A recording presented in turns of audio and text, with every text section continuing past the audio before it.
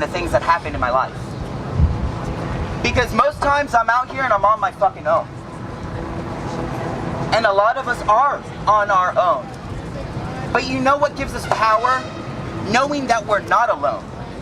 Knowing that when I posted this man attacking me with a metal bar, that hundreds of people rallied outside of this fucking establishment and shut it down for 2 whole ass days. We may not have been able to shut it down permanently, but they sure as we hit their pockets where it counted. These are actions that need to be taking place all over the country. So when you're sitting here and you're occupying City Hall, you're not just occupying space, that you are making a very visible and notable account that everyone here is tired of this system's bullshit. That we're tired of our trans brothers and sisters not getting justice. Because let me tell you, I'm tired of seeing people like me dead scrolling through my newsfeed. Yeah. Make some noise, make some noise. What I want to do real quick is a couple quick house rules, because as you can see, we're in the street. So when we talk about keeping people safe and our trans brothers and sisters being able to step forward and storytelling safety, I need for folks to take a step forward so there's a pedestrian walkway behind you all. The problem right now is that people are walking through our crowd, and I don't know whether somebody may be walking up to do something or whether these are people that are just walking through. So we need to get people a little bit, keep your distance from folks, but know that our crowd now is protruding. So people with bikes are moving through the crowd, people are walking up, and I want to be able to watch the crowd so I can make sure that if I see something escalating, I'm putting my body on the line, because that's what the fuck we mean when we're talking about showing up in City Hall, right? Make some noise. If a white supremacist is making his way through the crowd and I scream, people are not going to stand up, right? This is the reality of the city we live in with all of these cameras. The same way people that are supporting us could watch these CCTV cameras and tell us what's going on is the same way that white supremacists all over the country are watching what's going on in every community that got CCTV cameras. So let's understand what surveillance looks like, and when I'm telling people, let's be mindful of what's happening around us, let's think about this being 2020.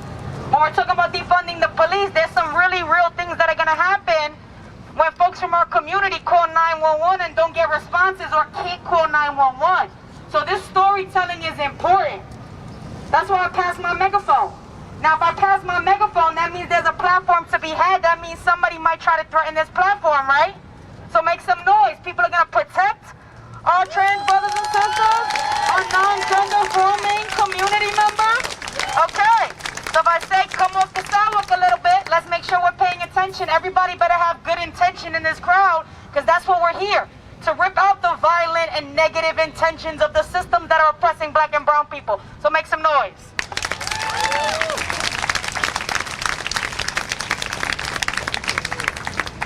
For the last 2 years, I have been working to get into the nursing program down in New Orleans. It was a struggle. I finished my prereqs, did all of that, and then I applied for clinicals. I got accepted into Charity School of Nursing. Only for the nursing board to tell me that my transition during clinicals would prohibit me from practicing nursing safely. So I had to defer for a year, because the nursing board didn't believe that my transition would be a platform for me to be able to become a nurse.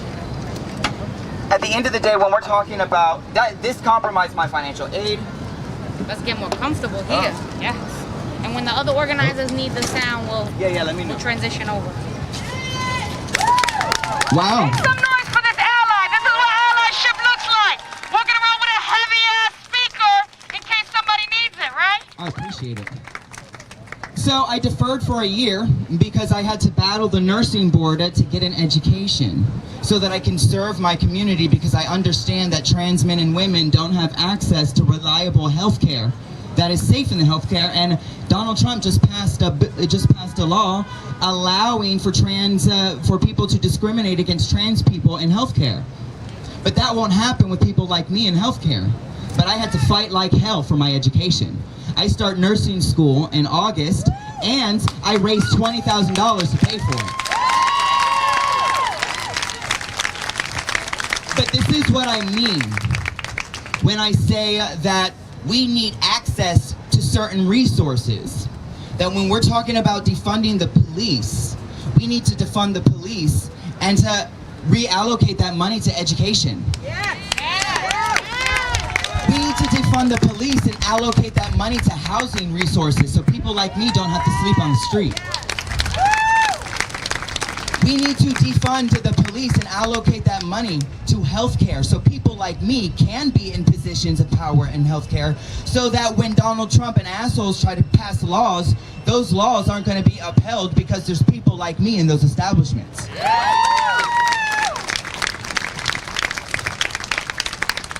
The way that the United States government right now is spending money is absurd. That we can't have money for housing, education, and healthcare, but you can have armed military forces rolling down every fucking city in every fucking state. That's a problem. That's a problem. There is no accountability. So, you know, and let me tell you another story about how I was homeless in New York City back in 2013. And I met a man who offered to give me a place to stay for a night. I met him. Little did I know that he was going to drug my drink, rape me, and throw me on a fucking park bench in Union Square. That's something I have to live with every day. That's something that I have to cope with. So when we're talking about safety, we're also talking about putting people who are vulnerable into housing, giving them access to resources that they need to survive, so that we don't have to put ourselves in compromising situations. You know, I'm not telling you my sob story, you know, because I'm doing the best that I can to lift myself out of whatever the fuck I've been through, and it just keeps coming. It keeps coming, and I know that it's never gonna stop. That the closer I get to my womanhood and in my transition, the closer I get to, you know, a bullet in my head.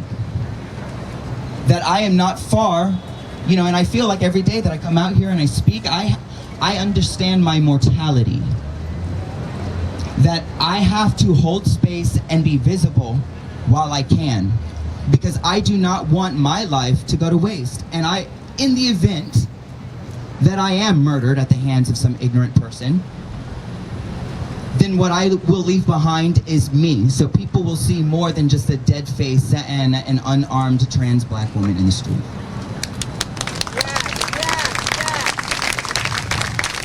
And this is my truth.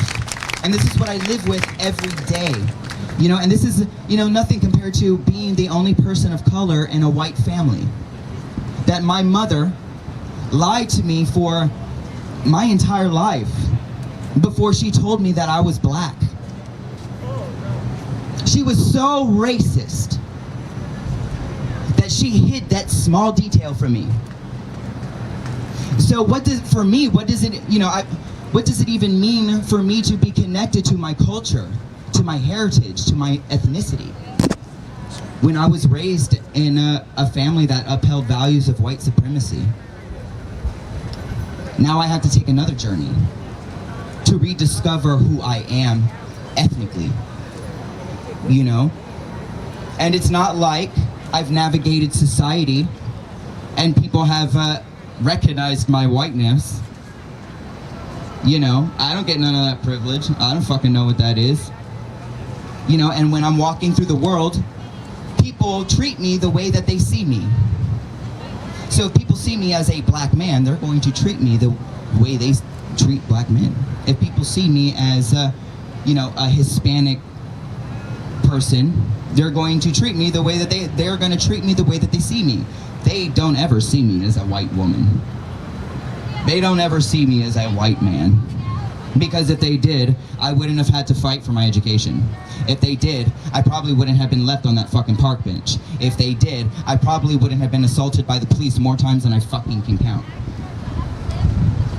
So when we're talking about truth and reconciliation, are you willing to listen to the ugly, uncomfortable truth of other people's stories and be willing to take up for them when they're not around? Are you going to be willing to stand in solidarity with the homeless trans person living in a park because she has nowhere else to go? Are you going to speak up for the unarmed black man when police stop him for just walking down the street? Are you going to be there when I'm not there? Are you going to speak up for us when no one is going to pay you or praise you for doing that? Because that's the kind of work that we need. I need people like that. I need to know that I'm living in a society where people are educated and conscious enough to know that people like me don't deserve to be treated like that. You know, and T.T. Golan, I don't know if you guys have heard of her, but she was a homeless black trans woman that was found hanging in, I think was it Boston? She was found hanging from a tree that in 2020, not 2016, not 1980, not 1920, but in fucking 2020, there are black people being lynched and hanging from fucking trees. And this is not a coincidence. Do you live in that kind of fear? All of you white people right now looking at me, do you live in that fear? No, you do not. You don't know what it feels like to walk out of your house and have some man follow you, threaten your life, drag you through the fucking streets. I mean, that is a conscious and very viable fear that is very present in my life, and it is very present in every black and brown life that I'm looking at right now, that this is what we live with. This is what we navigate, and it's scary. It is scary to know that my life is constantly in danger. And to know that in that moment, I may not have a bunch of people, or I may not have a bunch of people around me. But you know what it's going to take? It's going to be one person that sees what's happening. One person that sees something going on that can save my life. One person who is just walking down the street, going about their day, seeing someone being assaulted or seeing someone being harassed, and stepping in. Because how many lives have been destroyed and taken from us because nobody stepped in? Too fucking many. Too many. That, you know, when I'm, dancing in the subway and I'm attacked, and the only thing people are doing is pulling out their phone cameras and watching and recording. But they stand there with their fucking phones like I did something to deserve this. And then I have to, reconcile with all of my things. And, that person got away, and everybody goes about their business because the show is over. Do you know what that feels like?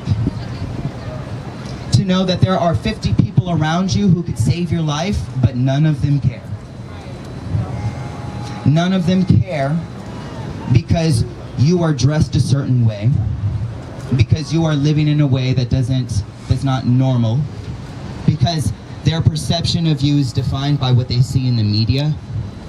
Their perception of you is defined by what other people have said about you. Because let's be honest, trans people in the media don't exist until really, recently. I think the first time was Pose, where you got to see trans people in a positive light. People see me and they think I'm disgusting, and they think, you know what, maybe it's better off that she's dead. I don't agree with that at all. Actually, I fight hard for my life. Actually, I live hard and I work hard, and I've been through too much shit in my life to not take space and not be allowed to exist in any given space and feel safe in that. I deserve to feel safe.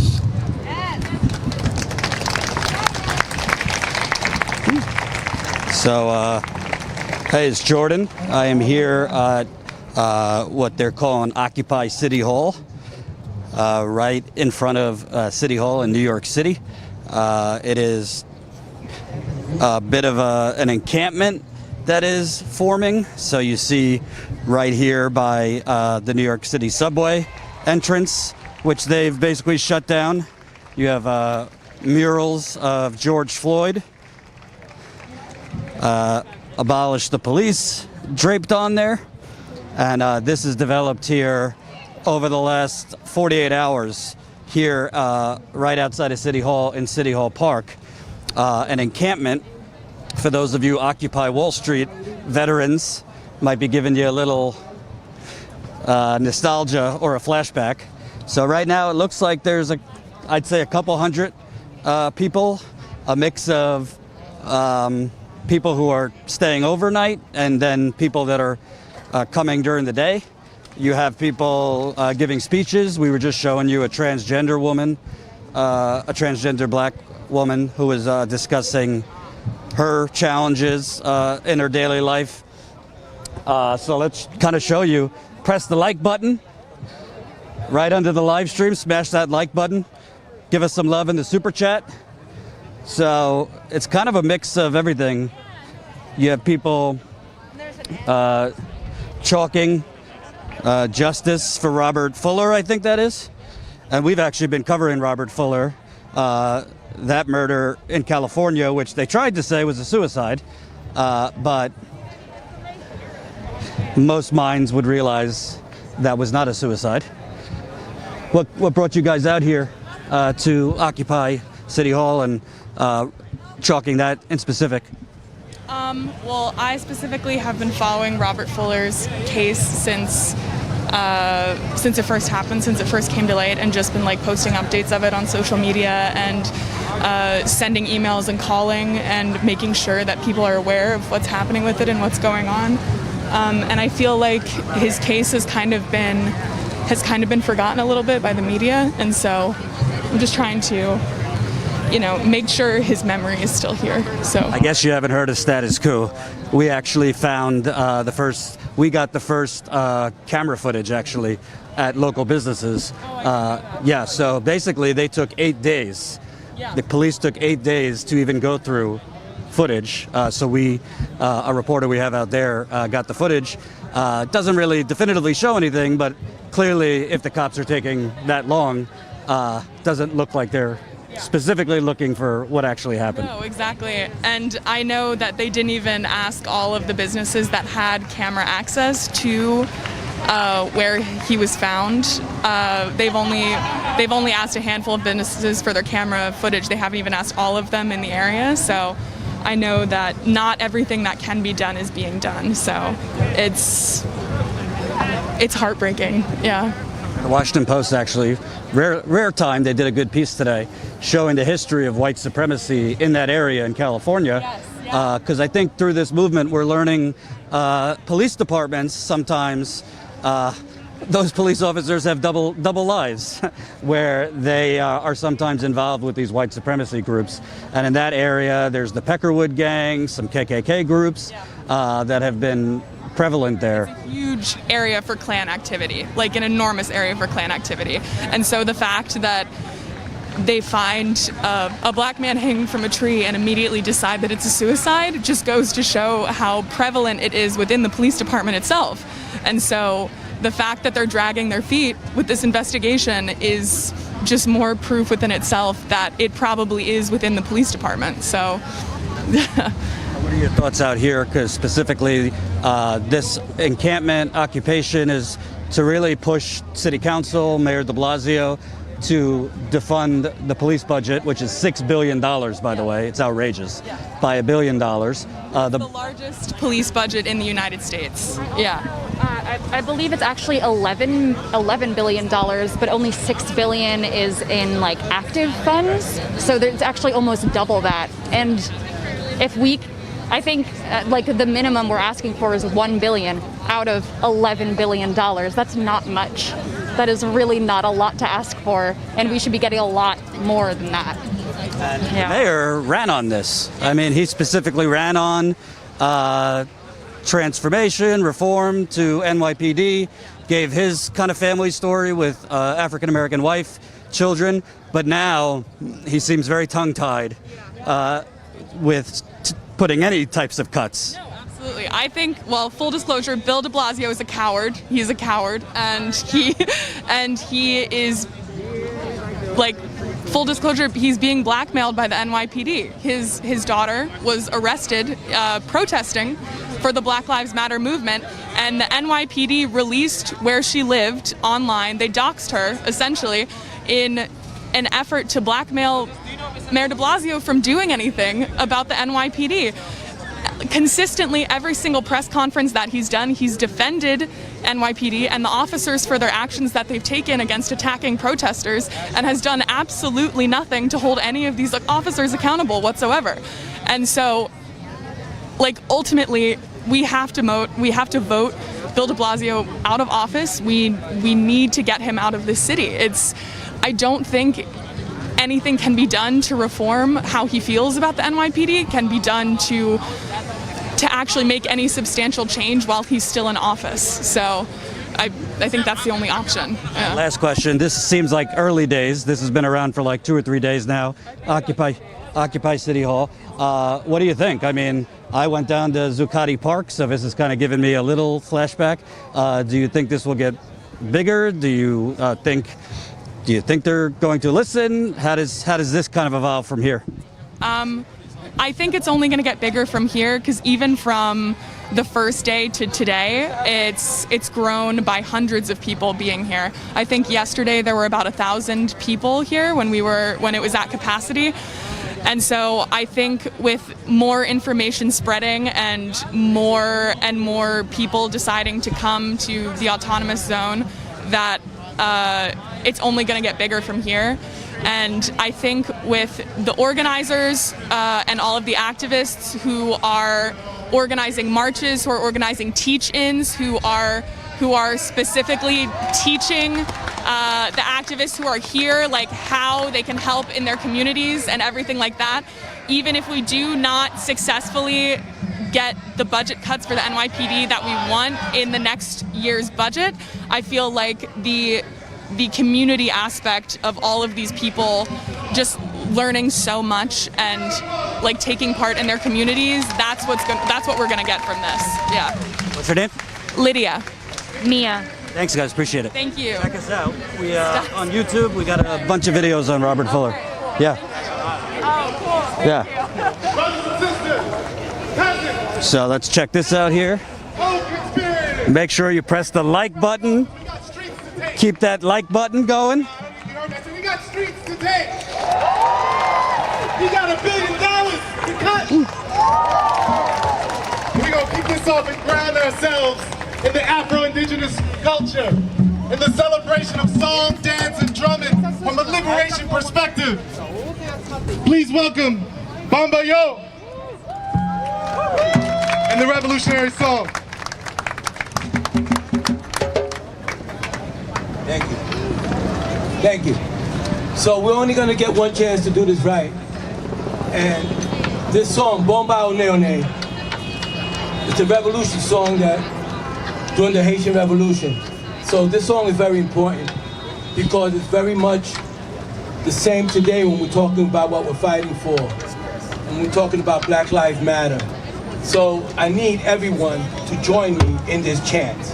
So you are part of this story so that even though it's history, it is still present today. When we do this, this is how we honor our ancestors, really, truly, right? So let's action speaks louder than words. This is time for us in this song. Let's just all feel it.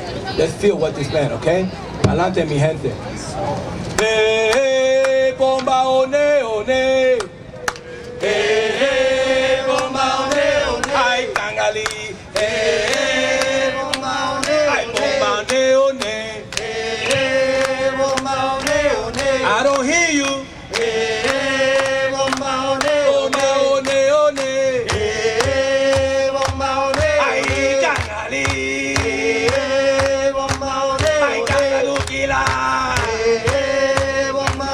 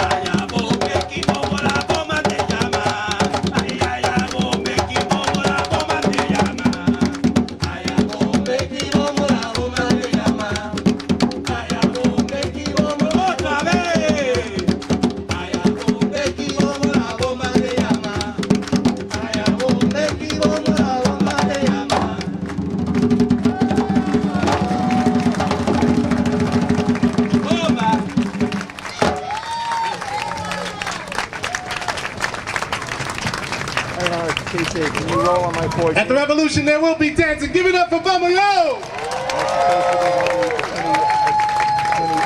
Eric Garner's mother speaking at some point. I want to thank you for coming here tonight. At some point. We're going to march. We are going to demand $1 billion.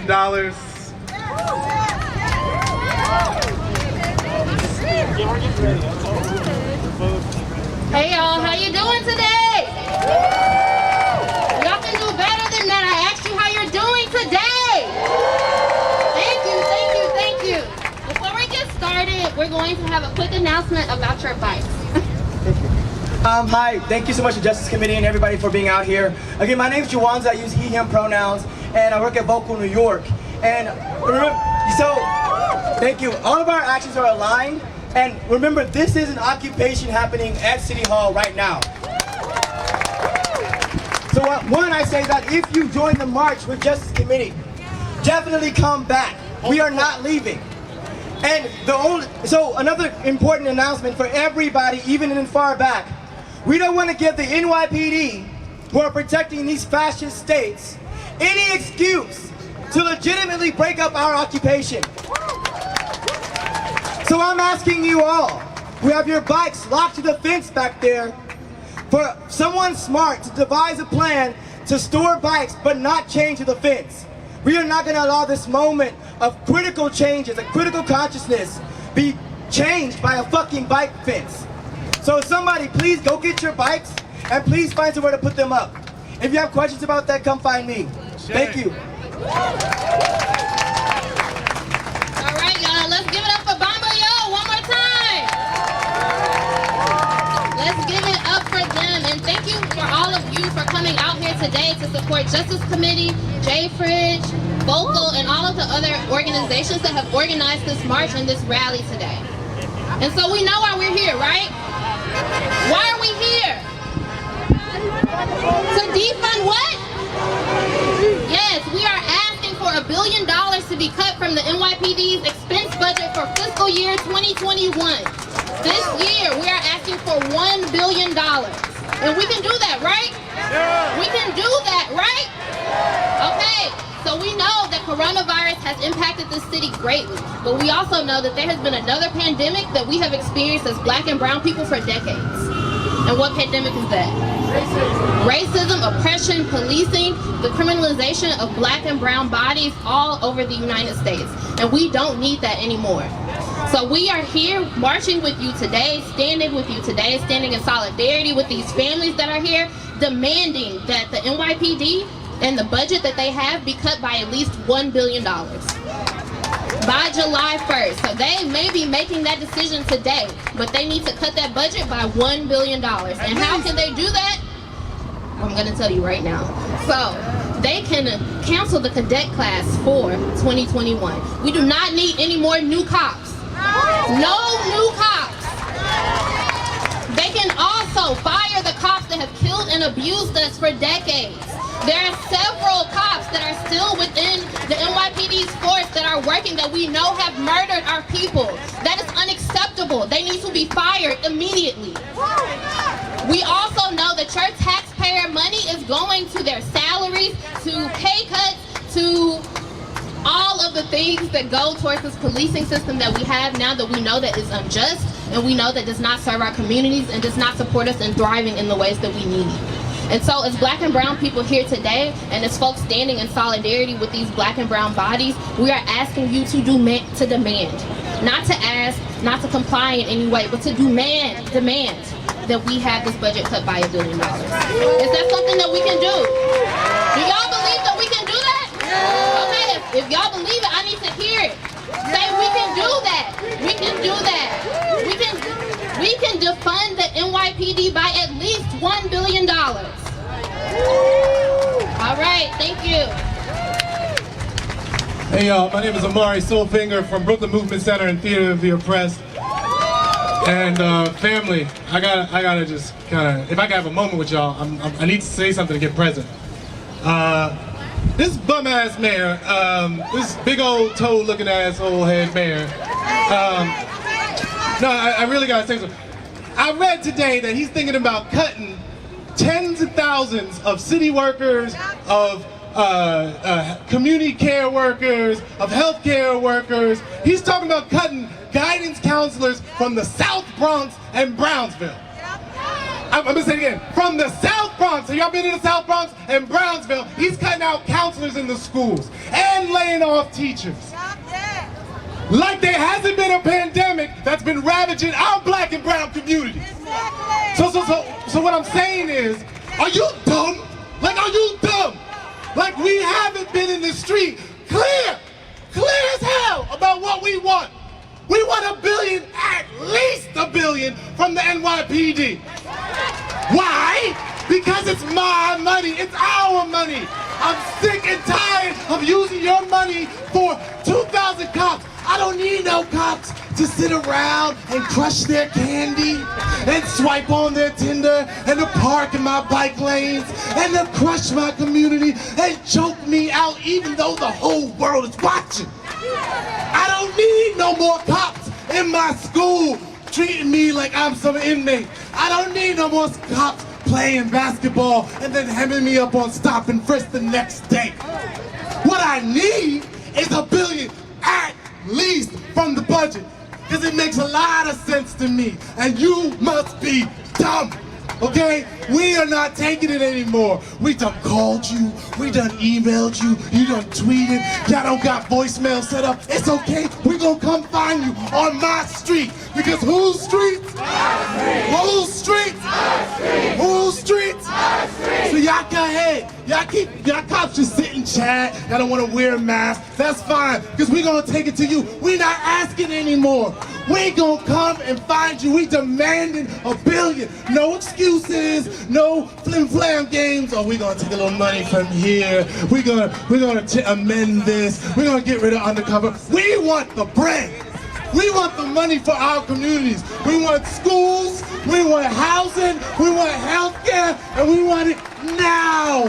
And until we get it, y'all go ahead. They mess around. Mess around if y'all want to and vote the wrong way. Go ahead and pass the budget. We will turn up all summer because we're taking it back. We're not going back inside. We're waking up. Give me my money for my communities. Because it's not just about the violence where you put your knee on my neck. This is the subtle violence that y'all do all the time. This is divesting from our communities. This is gentrification. This is the fact that my teachers are being laid off. This is the fact that I gotta pay for glue sticks and shit. You know what I'm saying? We want the money back. Cut it.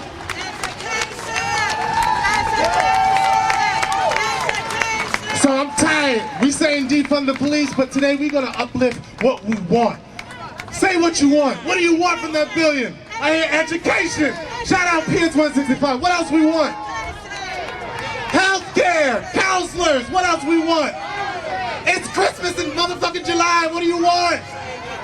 That's right. Cut the police. Stop the nonsense. Is Nell here? Where's Nell? We need some chants, and I need my asthma pump. I'm gonna keep it real. We're gonna take care of ourselves, right? Because we got a march to do across. I ain't gonna tell y'all where. But we gotta take care of ourselves. Nobody here to help me with the chants? All right, brother, thank you. Peace to the peace poet. Shout out. Oh, yo, sing my jam, the Defund the Police jam, please. All right, peace family. My name is Louie from the Peace Poets, coming at you from the Boogie Down Bronx. And they're singing this all across the country, so I'm gonna need to hear you nice and loud. It goes like this. Defund the police, give that money to community till black people free. We are rising up in unity. Defund the police, give that money to community till black people free. We are rising up in unity. Defund the police, give that money to community till black people free. Come on. Defund the police, give that money to community till black people free. We are rising up in unity. Defund the police, give that money to community till black people free. Let me hear y'all. Defund the police, give that money to community till black people free. We are rising up in unity. Defund the police, give that money to community till black people free. Just y'all, let me hear y'all. Defund the police, give that money to community till black people free. That's right. A little louder. Come on. Till black people free. We are rising up in unity. Defund the police. Come on. Community. Till black people free. Let them hear y'all. Defund the police. Give that money to community. Till black people free. Come on, 2 more times. Defund the police. Give that money to community. Till black people free. Nice and strong, let's go! Defund the police. Give that money to community. Till black people free. We are rising up in unity. That sounds beautiful, people. That sounds beautiful.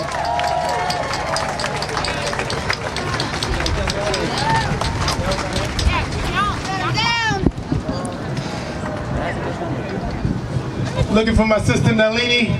Nalini, if you're here. All right. Well, I'm gonna keep moving it right along.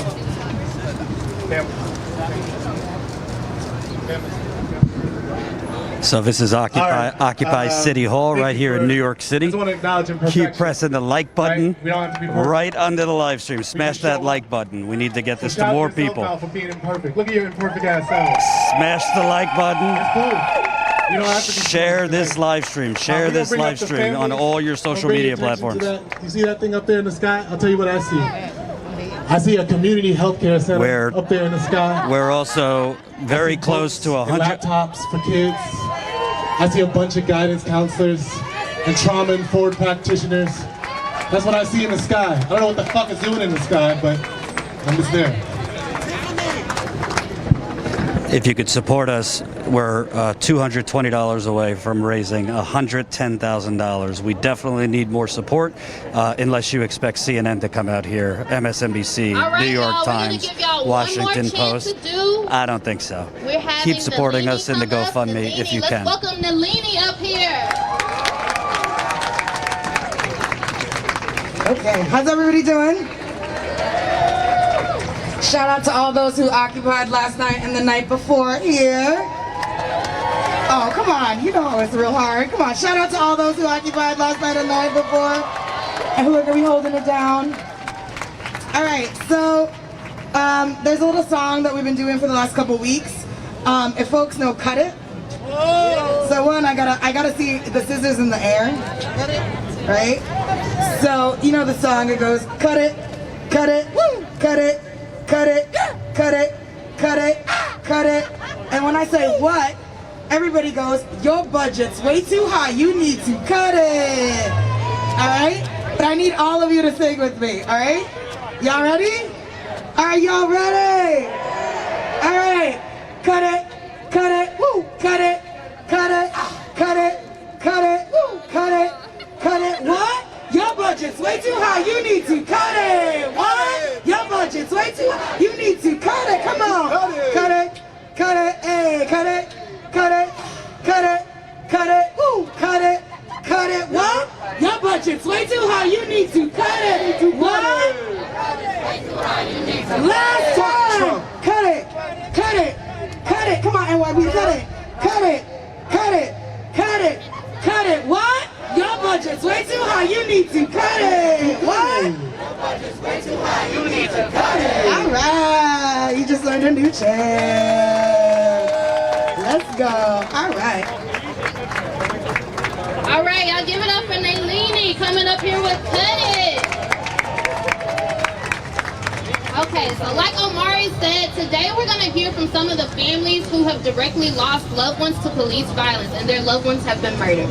So here we have Constance Malcolm, we have Chenora Campbell, Carol Gray, and Mrs. Howell Bah.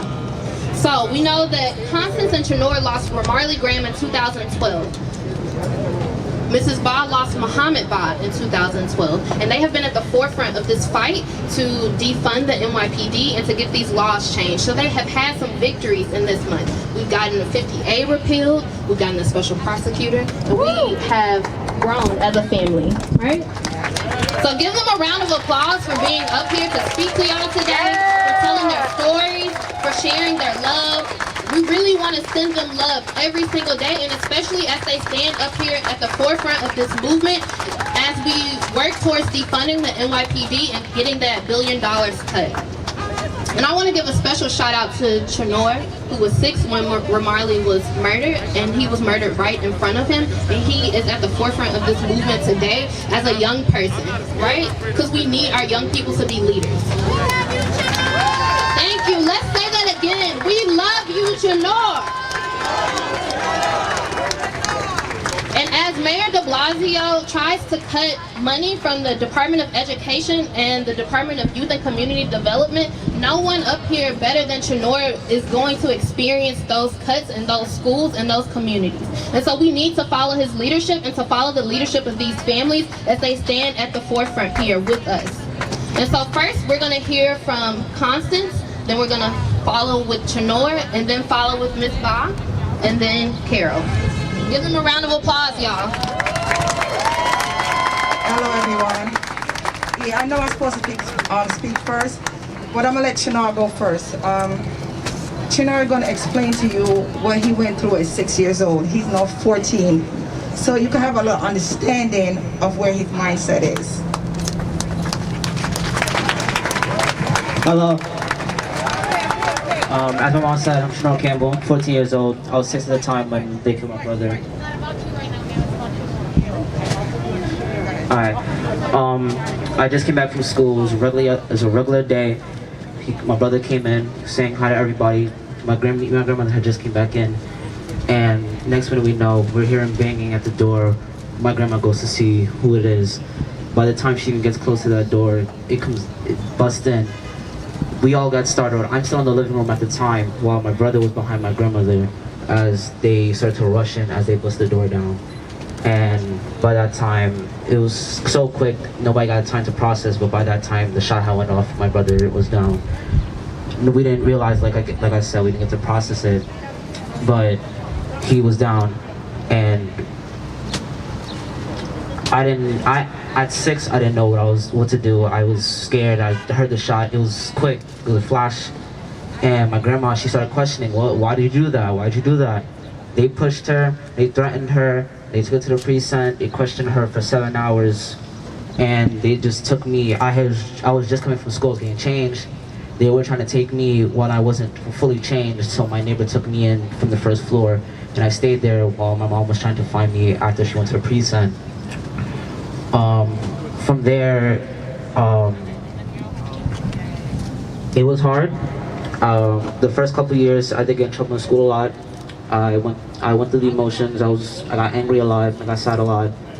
But after a while, it took me time, but I got stronger as I started coming out to the rallies. I started marching with my mom and everybody else as we had the support, and I'd like to thank all of you for that, anyone who stayed from there till now.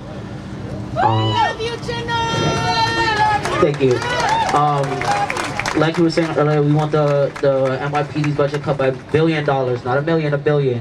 Because we need that in schooling, we need it for counselors, we need it for programs. We need more counselors for when I or someone else doesn't want to talk to their parents. They're having a trouble at home. They want to talk to somebody at school. We don't have that now. We need that. So we need to cut them by $1 billion, put it back into the community.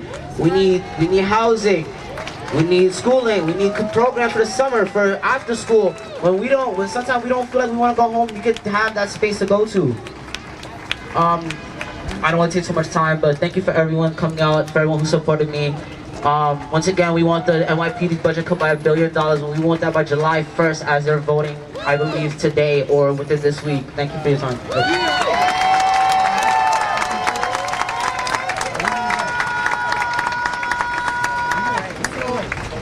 Hello? So that's Shinar, and like he said, he was 6 years old at the time. You see, he doesn't go into everything because he doesn't remember everything that happened, because at 6, you can imagine the trauma that he went through watching his brother get killed. And when he tried to get the phone to call me, they took the phone away from him and assaulted his grandmother and even threatened to shoot her if she didn't be quiet. So this is why you see I'm on the forefront calling for defunding of the police, because this is why I have to fight, because I don't want to have to bury another child. Thank you. I fight because of my black and brown people. I fight because of you. Because as I was on the front line, also as an essential worker, a lot of times some of the places that we worked didn't have PPE. We didn't have gowns. We had to actually improvise using plastic bags to make sure we didn't get infected. A lot of black and brown people died because of that. Because we are the people on the front line. We are the one that essential workers going out there when a lot of people didn't want to be on the front line. We was on that front line, put our lives on the line. So when they talk about cutting funds, why would you want to cut it from this type of essential workers? We was on the front line, fighting for her life, and now you want to cut the budget? That's not fair. We need, like Chana said, we need schools. We need schools, we need housing. And when a couple weeks ago, I sat and I watched Cuomo said, okay, I give you what y'all want. Y'all can stop protesting. Hell no, we ain't stopping. We are not stopping. We ain't get what we want yet, because we ain't get $1 billion cut yet. So we ain't going nowhere. We want the fund to be cut from the NYPD expense. Like Shinar said, we want guidance counselors in our school. We want computers in our school. Right now, half of the kids at home didn't have computers. So we want to make sure our kids are funded in our community. Take that money away from them, put it in the community. You talk about gang violence, put it in the community so the kids don't have to go to the gangs. Put it there. We want teachers. Why would you want to cut funding from teachers? Our black and brown kids already have enough problems learning. Why would you want to do that? Why you want to take that away from us? We want to be like everybody, equal with everybody else. We need equal rights like everybody else. We want our community to be free. We want our kids to go to the park without being harassed by police. If they walk in 5 people, they're not a gang. They are friends. We want to make sure our kids are safe. We want to make sure they get the education like everybody else that they deserve. We just have an election, and we don't want these elected officials to be comfortable in their seats. We're going to raise hell if they don't do what we want them to do. We didn't put you there to occupy seats. We put you there to work for us. We put you there because we want change. We deserve change. We are tired of being oppressed. We are tired. We are not stopping in the street till we get what we want. We are not going home. So y'all occupying these days, that's very good. Make that goddamn mayor comfortable. comfortable. That's why he's too comfortable in his goddamn own skin. He is too comfortable. All he do is back these police officers. See how quick he want to cut budget, but he won't cut from the NYPD. He don't want to cut from the NYPD. Why? Why, Mr. Mayor? Because you don't want him to turn your back on you again? Because you don't want him to turn your back on you again? Why are you worried? Your time is up anyway. Why are you worried about that? Come on now. You have 2 black kids that look like my son. You have 2 black kids that look like my son. Why wouldn't you not want to fight for the things that we asking for?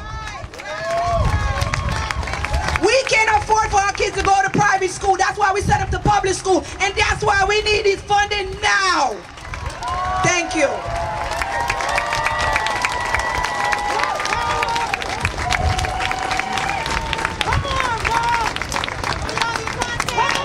Good afternoon, everyone. Good afternoon. Can you hear me good? My name is Hawa Bah. I'm the mother of Mohamed Bah. You can hear a lot of story. But my son's story is clearly why we're asking the mayor to cut the $1 billion from the NYPD. Thank you so much. I'll be around. My son Mohamed Bah was murdered in September 25, 2012 in his own home. Mohamed Bah was an honor student.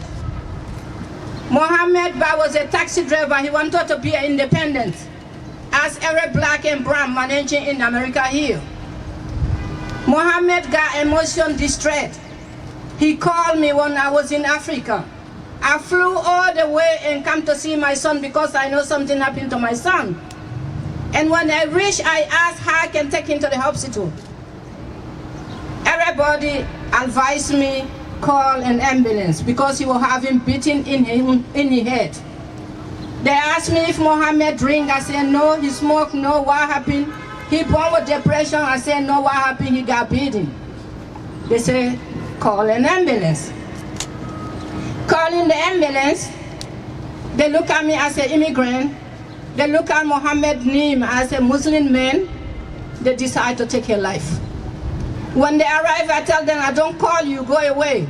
I'm looking for ambulance. They say, oh, mom, don't worry, this is the system. You should listen, this is the system. When you call an ambulance, we will arrive first. When we see the person, we will call the ambulance.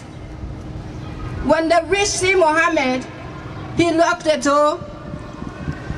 They declare Mohamed don't want to open the door. I said, let me talk to him, he will open the door, they refuse. I sent 2 people, they refuse.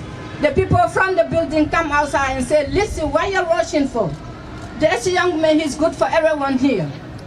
If he don't open the door, he say he don't call you, let him talk to him, he will open the door. They refuse. They finally broke my son's door, come inside, shoot him 8 times. Officer Mateo shot the last shot as close range when my son was already on the ground. I feel it. When I see them coming like that, I feel it, something happened. I said to my people, I said, these people are not helping my son. Suddenly he come inside and said, open the door. I said, I want to see my son. He said, no, you can't see. I said, why? He said, it's a couple of shoot. I said, you shoot my son? He said, no. He just have a little scratch, he will get better. I said, let us crash, I want to see him. So no. People who know them, they say, Mom, we're all there, wake up behind your son, he dead. I said, dead? He said, he dead. They said, don't listen to her. Don't listen to her. We're coming to pick you up. We reached to the hospital, they announced to me, my son dead. Since that day, I determined the system they got might change. The system they've got to kill, not to protest, they got to change. I know I can't see Mohamed again, but they will not kill other Mohamed again and go away with us. They will not kill other black or brown in their own community with their taxpayer and go away with that. I'm telling you, they take me from court to court. They decide to cover up everything and their city help them to cover up. Any place that they take me evidence to indict them. They can't find it because they don't want it. They always like to protect them to kill the people. We've been fought to fight. I've been on the front to fight for 60 years. Finally, I exposed them outside, on the public for everyone. Judge tells them they are liable for Mohamed's death. It was our victory.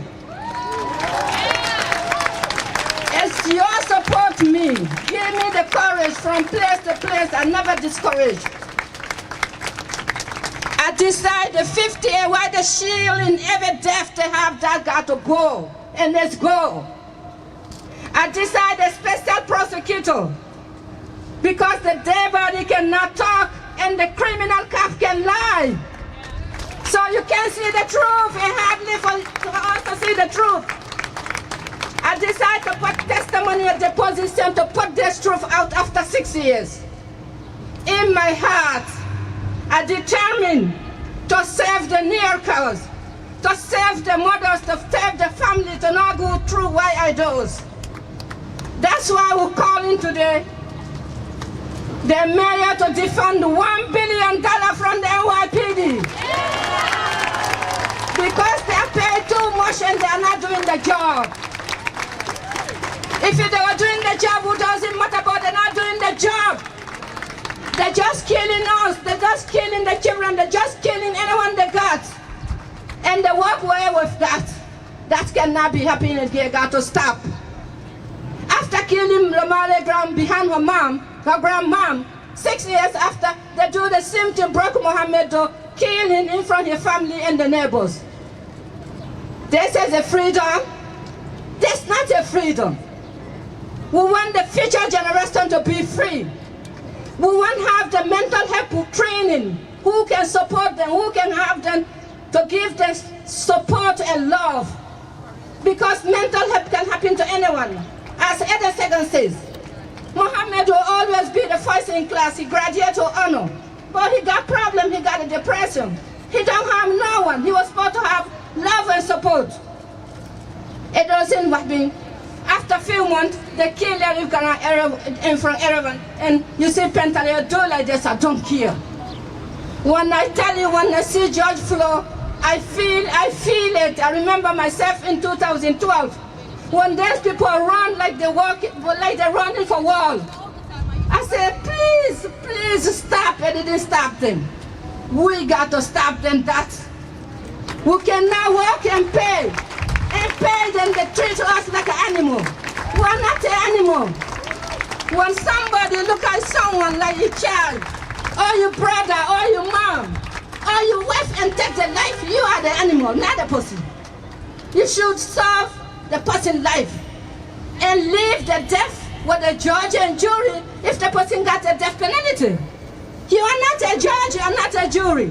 We need justice. We need to tell them to cut the $1 billion now.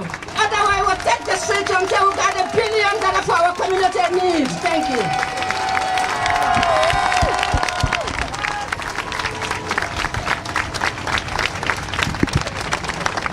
Keep pressing that like Greetings, button. everyone. Keep pressing that like button. My name is Share this. Greg. Share this I'm live also the mother stream. of Kimani Gray was murdered. Keep those 2013. GoFundMe contributions Kimani coming. was 16 years old, leaving a sweet 16 party where he wasn't even allowed to drink. Standing around with his friends, talking about, how much dubs they got in the party, who got how many numbers. All Kimani had was a bottle of water in his hand. NYPD rolled up, plain clothes, decided to ask him a question. Mind you, Kimani has an older brother that's on the street, so they always try to interrogate Kimani when they can't see my older son. Kimani decided to walk away from them. Boom, boom, boom, boom, boom, boom, boom, boom, boom. 11 shots. 11 shots. 5 connected Kimani. 2 in his back. 1 in his arm. 1 in his leg. 1 in his butt. They say he pointed a gun at them. Oh no. How do you point a gun while you're trying to climb over a fence to escape? How do you point a gun when you got shot in your back? How do you point a gun after you were shot? You lay there bleeding, saying, please don't let me die. Please don't let me die, call my mom. How are you doing an investigation around the scene where Kimani was laying down at? Then you place some pink handcuffs on him, lay him right there. Even the ambulance workers wasn't agreeing with the handcuffs. He was already dying. Planning to go and see him. An old police gun. Ain't no young teenager gonna have no old police gun. Furthermore, the irony of this old shit is no fingerprint for Kimani, no DNA on that gun. That was found how many feet away from Kimani's body? Not one bullet fired from it. But it takes 2 grown officers who were trained to serve and protect our children to take my son down. So why should we give them more money? We have to defund them. Defund them. We need places to go after school, after work, after just hanging out with our friends. The community I live in, they have a park there, yeah. The kids and the adults has to use the same bathroom, where grown men piss and women piss. Little kids playing around, how to use the bathroom. What about the teachers? Huh? We don't need no more cops in our schools to interrogate our kids, to be afraid of them. Mayor de Blasio, I don't see why you're protecting these officers. You're giving them special treatment. For what? For murdering another black, brown, or Latino child? No way. We're not going to stand for that. We're not going to put up with that. And what about all the family members? All the good friends, best friends, classmates that lose a loved one on the street to police violence? Who therapies them? Where's the therapy for the mothers, fathers, and everyone? Where is it? We vote. The people vote. New York, you vote for these people. I don't remember seeing anyone voting for NYPD. So why is NYPD running New York City? Why are they being above the law? Why are they breaking the law? Why they keep killing? We have to stop them. Yeah, after Kimani was killed, then Mohamed killed, they said, oh, they made special training, other trainings. What other trainings? To murder Kimani? To murder Eric Garner after? And now George Floyd? Where is the training money going? Why is New York City spending money for lawsuits? We don't need lawsuits. We need change. We need streets. We need freedom in our streets. We need safer communities. We need our children to be protected by those who said they're here to serve and protect them, not taking their life. Train them for what? To be more murderers? Huh? Train them for what? To take another life? Another sister? Another brother?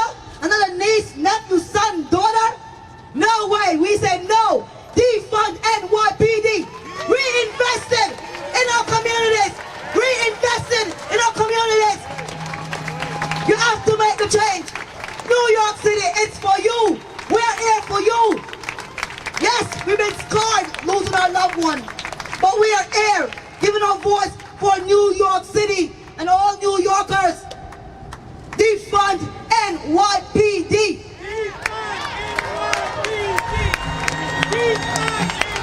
I'm gonna say a chant. And when I say it, you said not for cops. Money for the homeless. Money for schools. Money for our communities. Money for the elders. Not for cops. Thank you.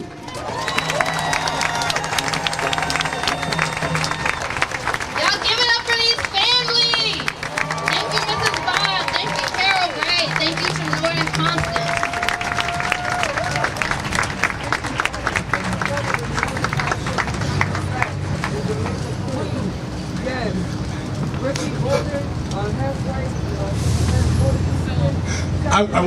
I wanna just get into a chant. I wanna just get angry, but I'm so tired. I don't. A sister over there heard the name of Ramarley Graham, and she remembered. She's like, oh, I remember. I forgot, and her heart breaks all over again. And I know what this paper says for me to do. It's supposed to get up, and I gotta chant and tell you what our demands are. But I'm fighting for all of that stuff. But I'm also fighting for a moment to actually breathe. a moment to actually touch that behind all my chants and all my anger and all of that is really sadness that I don't get to show. Because I don't have time, because I have to fight. But I'm deciding, I'm gonna take this moment right now to hold, but I had to hear that story, and it's like not the first time I've heard those stories. I'm not rushing. We're gonna take this moment and really feel about those stories we know about and the stories we don't. The ones that are not on camera, the people that just got by on their life.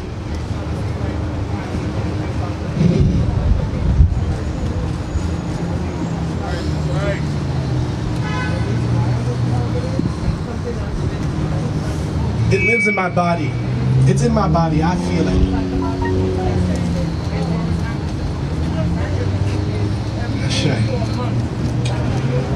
No justice! No peace! No justice! No peace! No justice! No peace! 1 billion or no peace!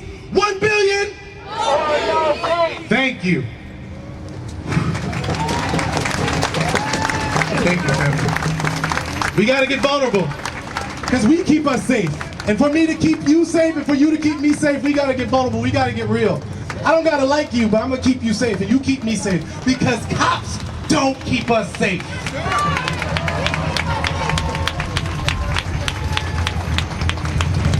Right now, I also want to take a moment because I can chew my gum and walk at the same time. We going for defund NYPD, but also we need to go a lot harder for Breonna Taylor. We need to go a lot harder for black trans lives. And on that note, I want to bring up a sister, a black woman, who hold all the black women that hold the movement. I want to bring up Solstice for a moment of singing. Thank you.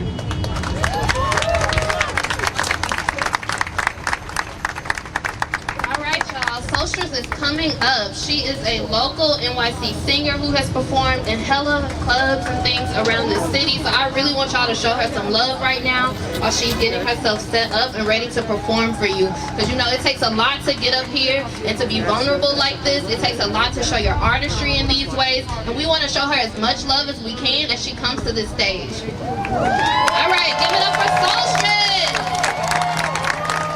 Hello, everybody. When I say defund, you say police. Defund! Defund! Defund! Defund! All right.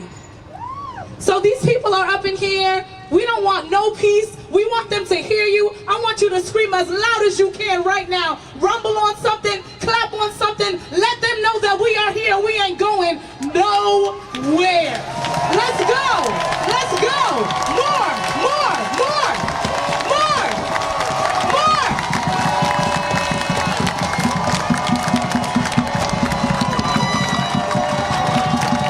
We are not going anywhere. We are tired. 2020, we shaking shit up. I'm accustomed to that. We shaking it up in 2020. Let me hear more. Let's go, let's go. So in that little boardroom, they can hear us from here, all right? So once again, y'all, my name is Solstice. I'm so happy to be here. I'm so happy that I was even able to be invited today. Thank you so much. I'm a black woman, so this hits. And I wrote a song, and it's called Better. And I know we got a lot going on, but I need it to be known that we are better than anything that this world tells us we can be. We are better than these fucked up police. We are better than these fucked up laws. And at the end of the day, without these guns, baby, what's good? What's good? If it's hand to hand, what's going on? You ain't got it. And that's a fact. So I wrote this song. Hopefully y'all love it. It's called Better. And it's about being better than what anybody tells us we can be, what any oppressors force us to be. We are better than all of those things. Let's go.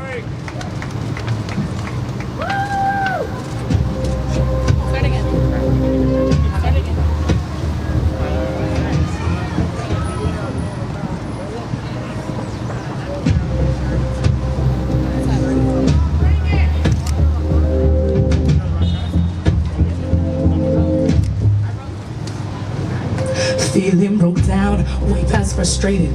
Feeling the world ain't worth the goals we're waiting. Do you know you're better?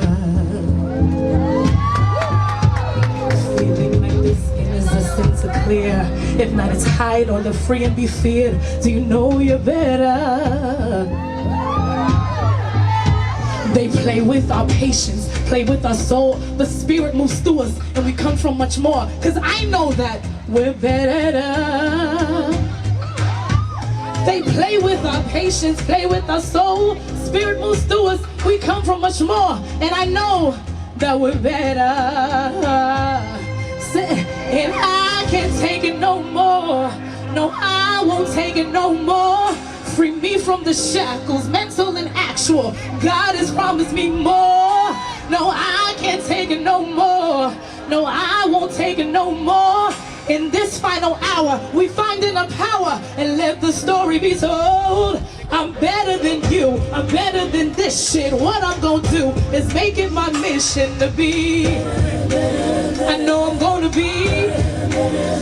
I'm better than you, I'm better than this shit. What I'm gonna do is make it my mission to be. I'm gonna be. Let me hear it if you know that you're better.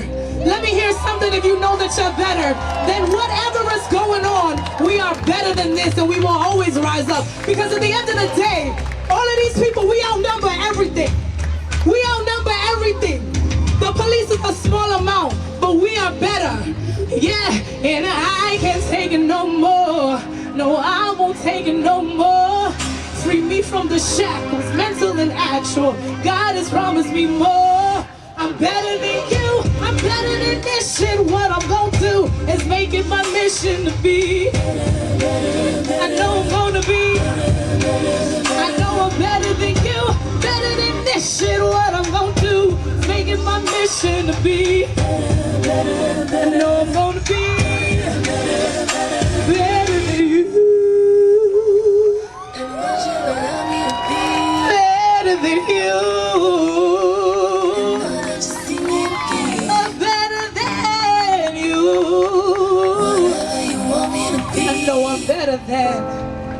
I know I'm better than, and no, we can't take it no more.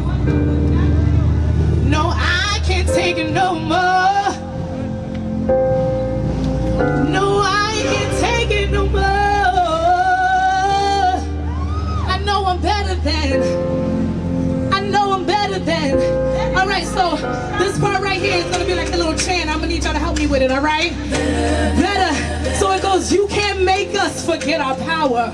You can't make us, right? So I go, you can't make us, and you say forget our power, right?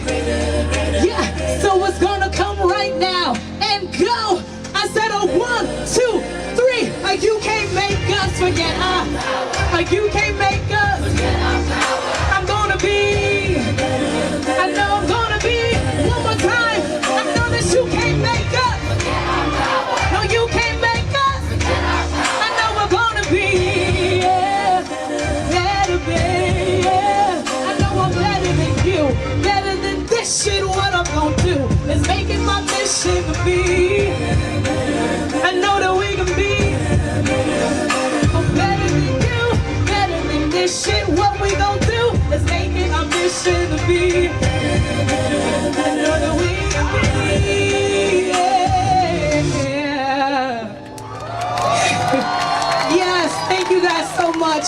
One more time when I say defund, you say police. Defund, defund, defund. Thank you.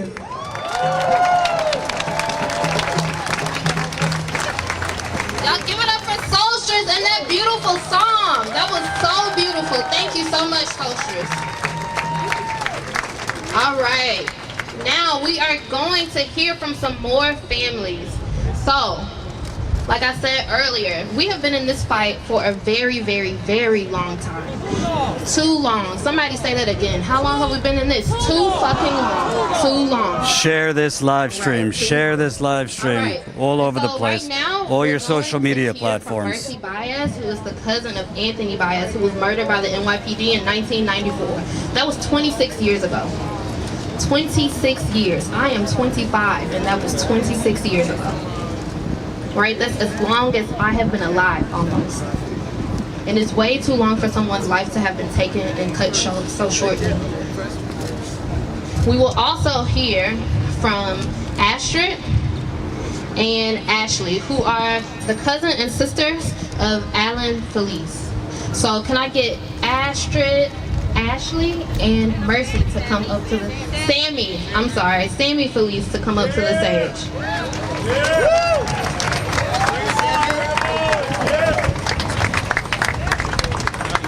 Thank you. And thank everyone that's out here today. We appreciate the love and support.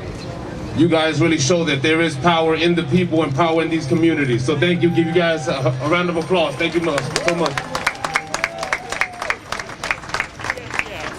On October 17th of 2019, which was just 8 months ago, my brother was murdered by the NYPD. This interaction happened in the Bronx on Bainbridge Avenue, half a block away from a hospital, Montefiore to be exact. My brother was stopped on a seatbelt violation, a false seatbelt violation at that. Because when the officer pulled him over, he noticed that he did have the seatbelt on. The officer proceeded with the interaction, and the struggle led with my brother's demise. The entire interaction took approximately 2 minutes. And I join you guys, and I encourage you to go on YouTube and look up my brother's name, Allan Feliz, and watch the video, and you will agree with me that the NYPD has a shoot-to-kill mentality, and that isn't something that's just happening now. It's been happening for the last 20+ years, and it's continuously happening this week, last week, and it hasn't changed. Unless we start to do the things that we're currently proactively doing and fighting for these injustices and letting our voices be heard, we won't get change.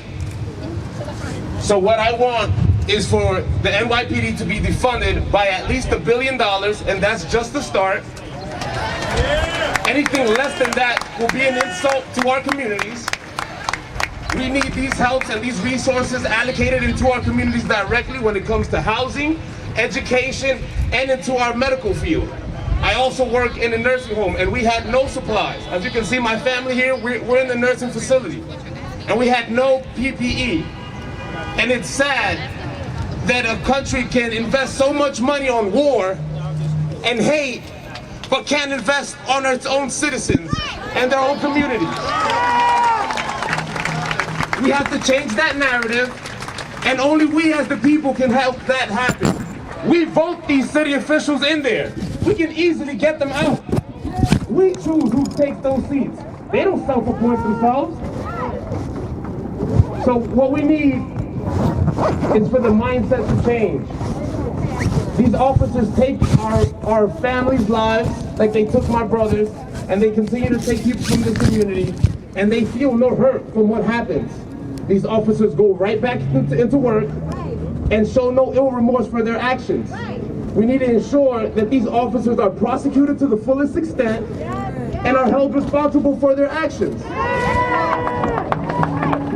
Now this is why I like to thank this Justice Committee for inviting me here and for every action that they've done for the last decade at least for fight and repealing 50A. The officer, Jonathan Rivera, who shot my brother on October 17, 2019, had already killed someone.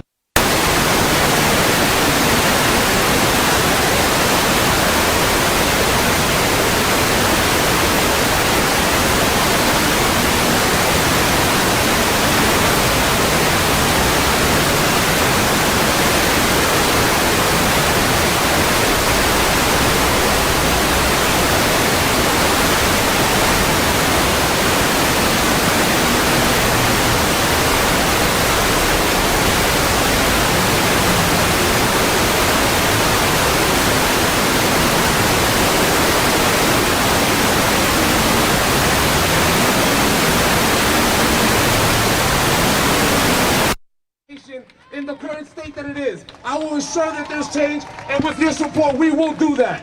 Thank you so much.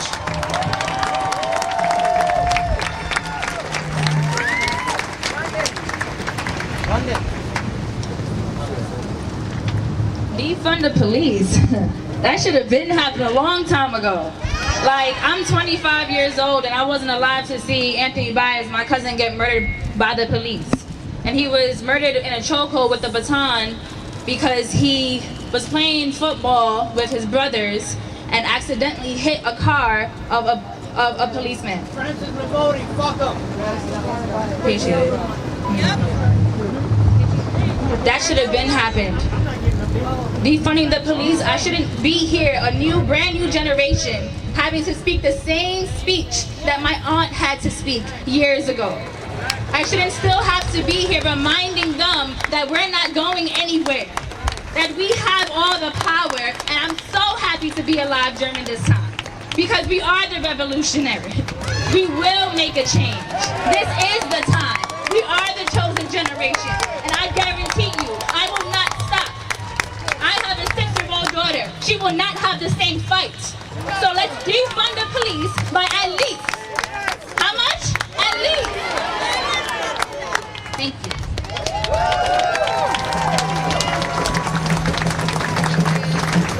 Thank you so much. Show me what democracy looks like. This is what democracy looks like. Show me what democracy looks like. This is what democracy looks like. Show me what democracy looks like. This is what democracy looks like. Show me what democracy looks like. This is what democracy looks like. Oh, but we gonna have to start moving. Democracy is not a spectator sport. It is part voting, but it's a whole lot moving. And in a few minutes, we gonna take the streets. Because whose streets? Our streets. Whose streets? Our streets. Whose streets? Our streets. You damn right. Sorry, somebody said we're being Christian out here, but we also being Christian Muslim, and we also pissed as hell, so I'm gonna watch my language. Be real, brother. You can be a Christian and be real. Thank you, sister. Repeat after me.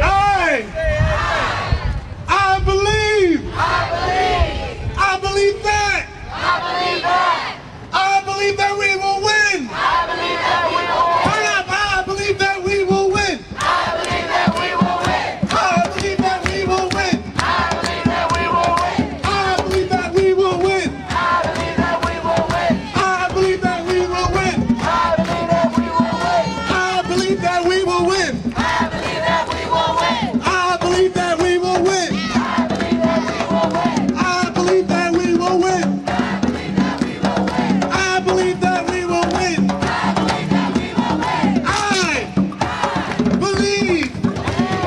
I believe that we will win.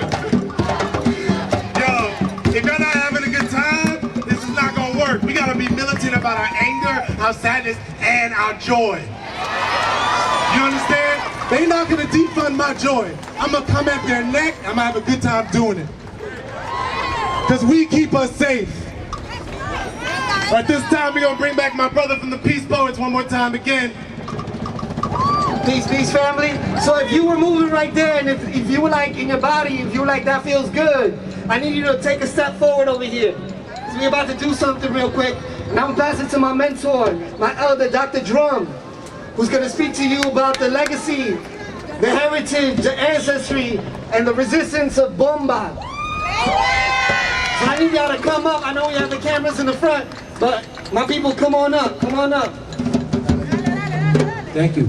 You know, sometimes it's important that the piece that we opened up, Bomba Neone, the only reason why we were singing that song, because we were really talking about history. And that was a ceremonial song for the Haitian Revolution. It was the uprise. And that's why that song was sung back then. And so singing it today, if we don't know that history, we don't feel like we're connected with those words.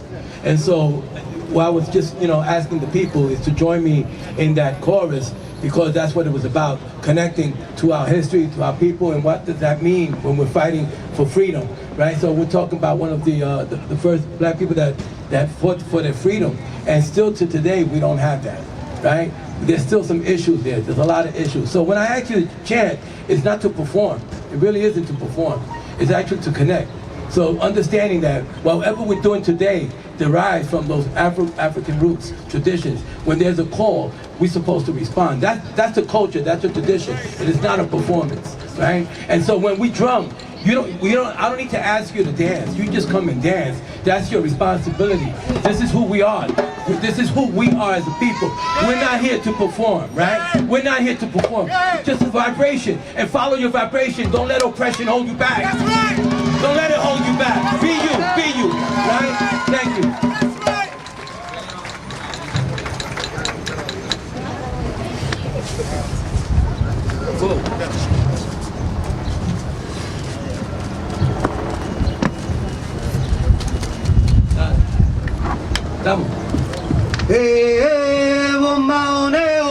Everybody! Come on, connect, baby! This is the revolution! We're singing for change! Epa! Ay, cangali!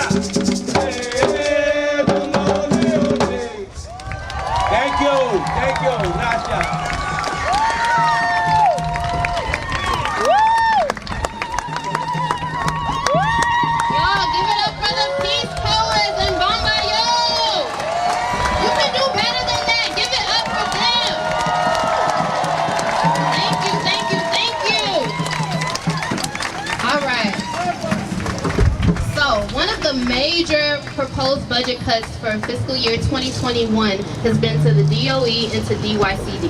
And we know that those services and those departments fund our youth and our communities, right? And so right now, I'm about to bring up Ja, who's a member of Fierce. Fierce is one of these organizations that advocates for our young people on a daily basis. So Ja is gonna come up, share his story, tell you all the reasons why we need to get that $1 billion removed from the NYPD's budget, and share why investing in our youth is imperative to our success as our communities and for us to thrive. Come up, Ja. Give him a round of applause. Thank you, everybody. Thank you, everybody. Again, my name is Ja, aka DJ Clutch. I'm from Harlem, New York. Harlem, you know the vibes. We here. New York, we here. Just want to let y'all know one thing. It's a blessing. It's a blessing. Saying it's a blessing to see all of y'all. to see that we're making change, to defund these NYPD people. You know what I'm saying? It's all about the money, I feel like, with them. It's all about the money. It's not about the people. It's not about us. Systemic racism. You hear that? Systemic racism. Man, we gotta make a change. What I feel like is this, man. Fierce NYC is a non-profit organization that we create LGBTQ / people of color change. We make leaders out of all of them. We're all leaders here. Everybody is their own leader. We're not followers. We're not, oh, we're gonna go and do this. No, we gonna make change. We make things happen because this is who we are. We're people, we're human beings. We have a life, we have a voice, we have a choice. Let's do this, you know what I'm saying? Also, I think because the $1 billion, that's at least that we're trying to make, right? Is $1 billion so we can help our youth, help our communities, and also help each other. I think also we should put that money towards SYEP. If anybody doesn't know what that means, that's Summer Youth Employment Programs. You know what I'm saying? Because look, our youth need that so they can learn how to be responsible and learn different ways on how to budget their money. You know what I'm saying? We don't need these a-holes to get that money. We need that money. You know what I'm saying? Asshole! Word. We need that money and we need it now. You know what I'm saying? We're like JP Morgan. Word. We need it now. That's our money. Word. Alright. But it's a nice day outside. It's a nice day outside. Well, I love y'all. Everybody keep on fighting. Black Lives Matter. All lives matter. You hear? We here. You know the vibes. DJ Clutch, you know. Thank you. All right, y'all, give it up for Ja. One more time, give it up for Ja and Sear. All right, thank you. So we are almost about to finish wrapping up our program. We have a few more people coming up to speak to y'all, and then we're getting ready to do what? We're going to go out and march. Do y'all want to know where we're going today? Do you? It doesn't seem like people are excited. I need people to be excited when we go out and march on these streets. I need people to be ready.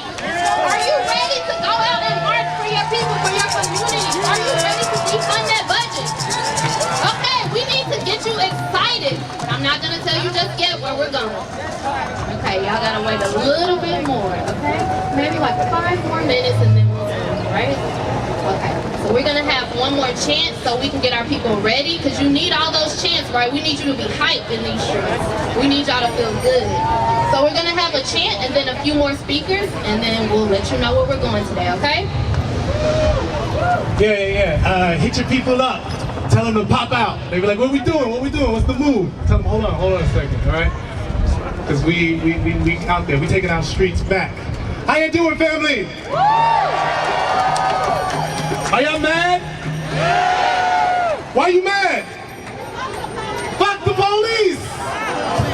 Fuck the police! Fuck the police! Fuck the police! Fuck the police! Yeah, how much money we want? At least $1 billion!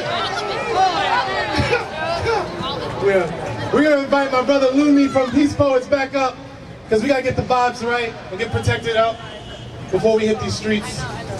I say these streets, I'm so sorry, that is incorrect. Yeah, yo, safety is all about accountability, brothers and sisters, cousins. So if I make a mistake, please hold me accountable, okay? Especially as a cis-het man, I recognize that I have privileges. So hold me accountable, please. So, whose streets? Our streets! Whose streets? Our streets! Whose streets? Our streets! Whose streets? Our streets! Whose streets? Our streets! Black Lives Matter! Black Lives Matter! Black Lives Matter!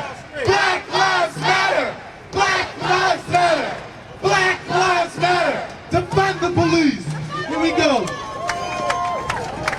So family, got one more song for y'all, one more chant.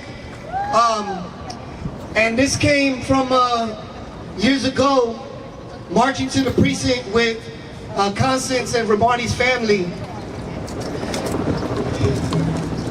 And it goes like this, if you can repeat after me.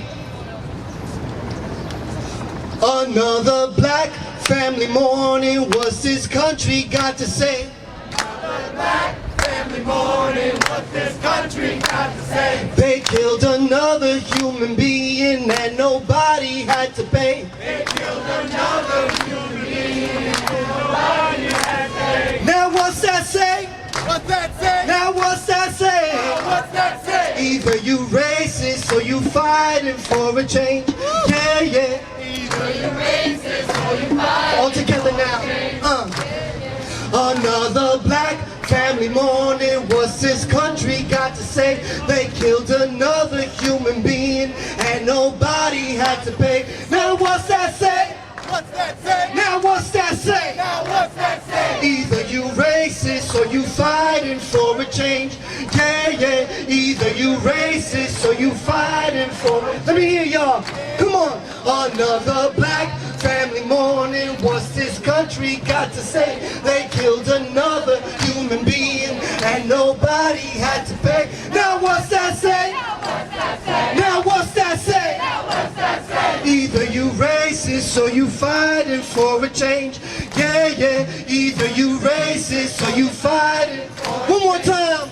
Come on. Another black family mourning. What's this country got to say? They killed another human being and nobody had to pay. Now what's that say? Now what's that say? Now what's that say? Now what's that say? Either you racist or you fighting for a change.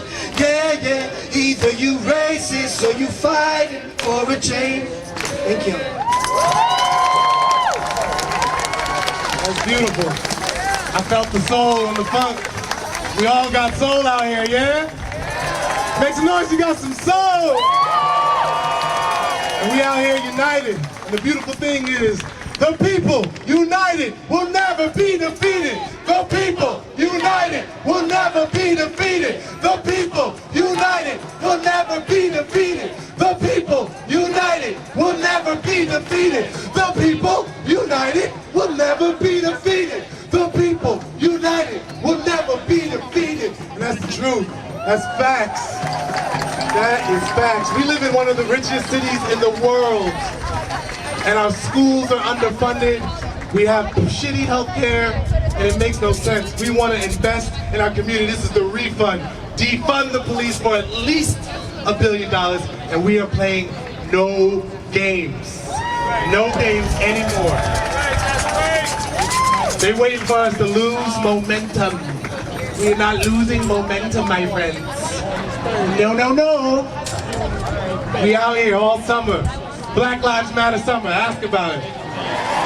Defund the police, ask about it.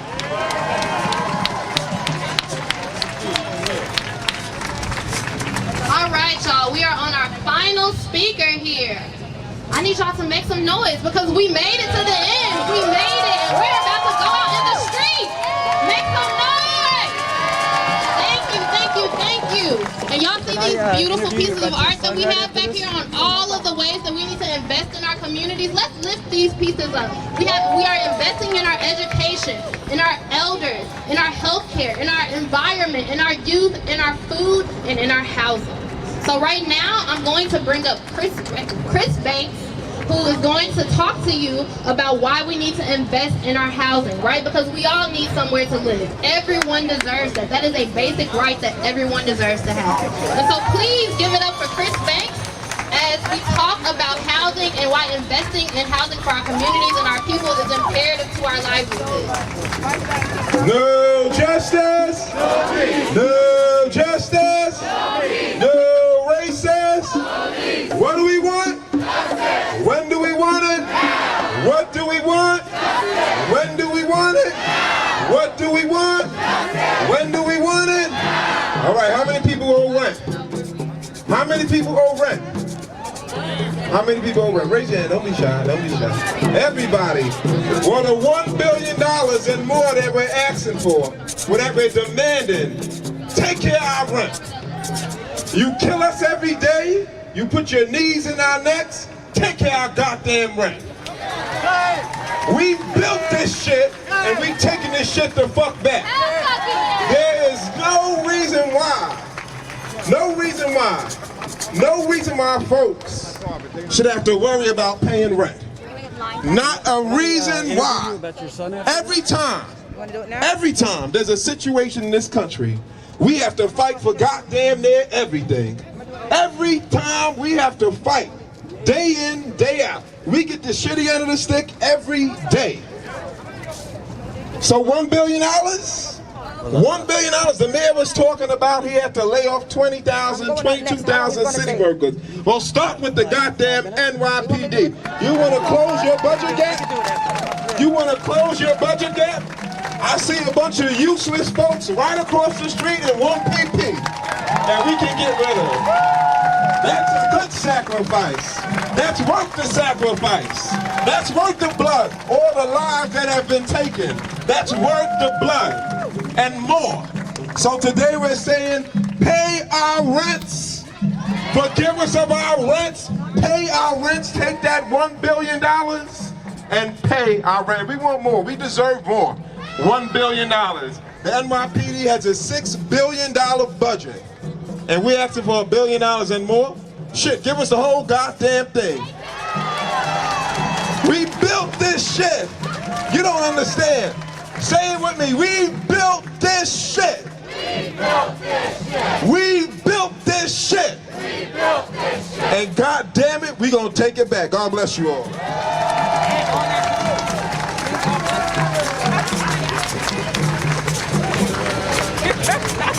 All right, folks, where Brooklyn at? Where Brooklyn?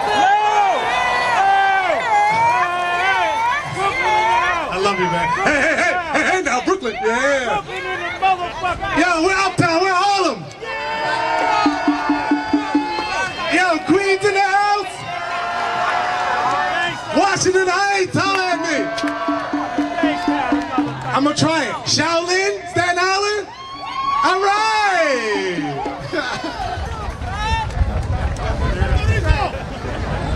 So we're about to make moves. Take out your phone. South Bronx. I didn't forget about the Bronx. Can't forget about the boogie down. All right. We're about to announce where we're going. Prepare.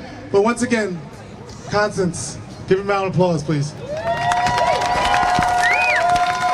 All right. Anybody been rocking with me from 2012 know that I never had a permit to march. We just take the street and we do what the hell we wanted to do. So today is going to be one of those days. We're going to take the streets and look over there. That's where we're going to cross the bridge. That's what we're going to take. And we're not going to ask for no permit. We're going to take it because it's our street. So we're going to line up and we're going to go across the bridge. Let them follow us. It's a time for them to follow us. All right, did y'all hear that? Where are we going? We're going to Brooklyn. Brooklyn. That's where I live, y'all. I'm going to be close to home. All right, so we're going to make it across that bridge. Oh, straight! Oh, straight! Oh, straight! Oh, straight! Oh, straight! Oh, straight! Oh, straight! Oh, straight! Oh, straight! Oh, straight! Well, let's take the straight! Yo, let's put our ethics and our principles where our hashtags is. Right now, it's really trending to follow black women. And right now, we got families who are made up of black women. So if you are marching, we're gonna follow them. We're gonna be behind them. And another thing, this ain't new. This didn't pop off because someone put black squares. This has been a fight for 2017. And so we wanna honor the organizers that be doing this 365. So also, behind the families, behind the organizers, who are mostly women of color, we're gonna march behind them. So let's be, this has been a fight for a while, so please be respectful and march and be in formation. And remember, who keeps us safe? Who keeps us safe?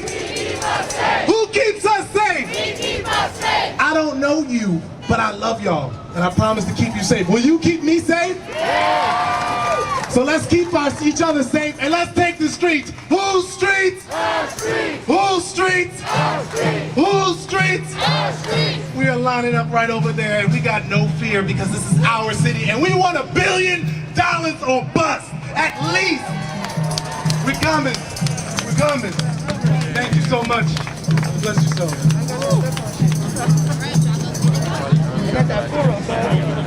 So that was a lot of speakers here at Occupy City Hall. Let's show some of the thing. Unfortunately, I can't march. I got to go drive to Long Island, unfortunately.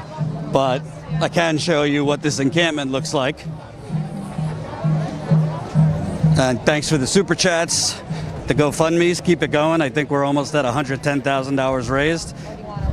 Covering this stuff in the field costs a lot of money, believe it or not. That's why very few do it, in addition to them all being lazy and corrupt. Corporate media and some of the independent media, to tell you the truth. So if you can chip in, GoFundMe, we'll put it in the link. So basically, they've had people sleeping out here for 2 nights. From the conversations I've had with a few people here, from the first night to the second night, it's increased by hundreds. So it'll be interesting to see how much it increases in the next day or two. It's kind of a mix of people for defund the police, Black Lives Matter, a focus on transgender black women, and obviously we had powerful speeches with the families of black men who have been murdered. I was trying to interview some of them, but it was kind of a little chaotic with the speeches going on. So I have a feeling this is not going anywhere, to tell you the truth. I have a feeling this is going to be getting bigger. But as you can see here, this is right next to City Hall. So this is where we're standing is kind of the outside, but inside is where the people camping out are. I am sure Fox News and the rest of the right-wing machine will be calling them the communist hippies. But I see a lot of young people, black people, white people. Justice for Elijah McClain, that's a name I haven't heard. And when you come out to these types of things, you continually hear new names of black men who did not get the media attention. And it's just astounding. I mean, one woman was speaking on camera about her son being shot 16 times. So, I mean, it's just horrific. You think he's dead? 16? Yeah. 16 times son was shot. And also the police telling the police saying, "Oh no, he's fine, when he was dead on the ground." So all of this Occupy City Hall has sparked because New York City Mayor Bill de Blasio, City Council are going over the 2021 budget, which these activists, Black Lives Matter activists, defund the police activists, have called for cutting the NYPD budget by at least $1 billion. Tell you the truth, I don't even think that's enough, but it's a start. So that would cut it from $6 billion down to $5 billion. Bill de Blasio, who ran on major police reform, has pretty much done the exact opposite, and he has expressed no desire to do real cuts to the city police department.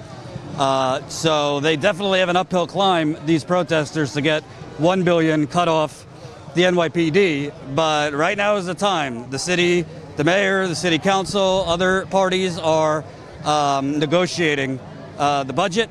$1 billion cut would mean basically getting rid of the new cadet class, getting rid of existing police officers, probably getting rid of some of the militarized equipment that they are set to purchase, that they've been purchasing for years, getting rid of possibly administrative staff.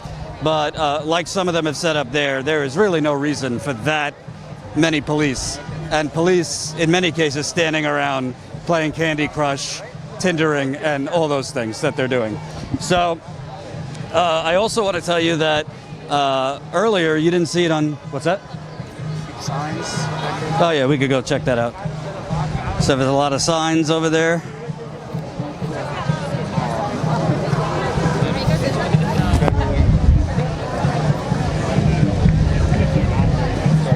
Can only for so long be like, well, it's there now.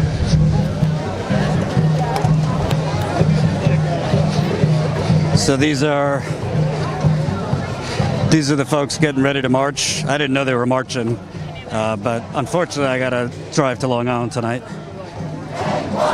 But you see Defund NYPD, invest in communities, I Can't Breathe. You got these George Floyd murals over here, which we've seen at other protests. And this is right next to City Hall, and they've actually closed off the subway entrance here with a bunch of signs. Defund the NYPD, Justice for George, Black Lives Matter signs, Let Them Breathe. So really beautiful sight. And most people are wearing masks, which is also good. As we see, Texas, Arizona, Florida, those schmucks down there, not all of them, but a lot of them have think it's culturally cool not to wear masks. Fortunately, New Yorkers have mostly been smarter than that.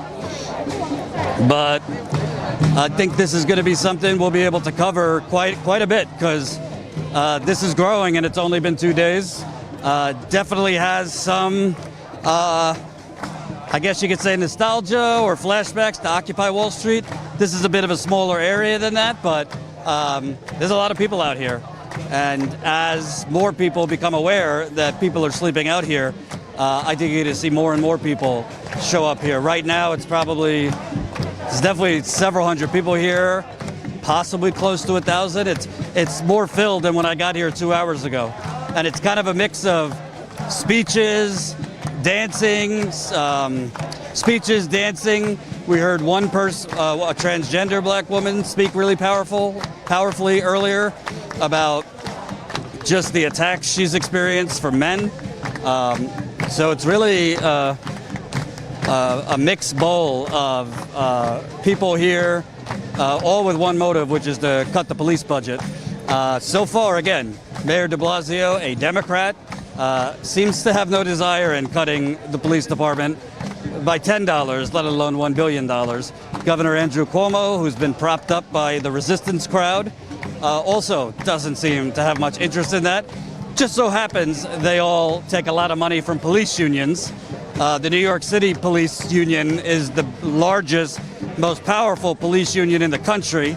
And we've already seen the fraternal police union are very, pretty much the biggest gang in America, the fraternal police union. By the way, let's pressure the AFL-CIO. The AFL-CIO, who, as part of that, has the fraternal police within the AFL-CIO umbrella. We need to pressure the AFL-CIO to get rid of them, because part of this police brutality and police militarization is the Fraternal Order of Police, which has essentially reigned through money and power, taken their power and has basically made it so that politicians will not move an inch on real police reform for fear of the Fraternal Order of Police. That's a large reason why Eric Garner's killer, Daniel Pantaleo, it took over 5 years for him to be even fired. And of course, he wasn't criminally charged. So anyway, they're getting ready to march. There's a lot more people here than when I got here. It's definitely a younger crowd like we've seen around the country, but there's still a lot of people. There's definitely older people too. A good mix of white people, black people. I've seen Latinos, Asians, and all that good stuff. So I think we'll be back. They're getting ready to march. Unfortunately, I can't. I got to drive to Long Island soon. But I do think we'll be back here. Let me read a couple comments before I go.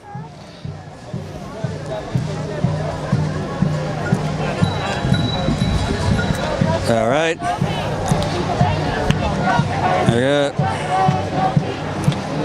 Thanks for all the wonderful feedback, viewers. Oh, am I getting feedback?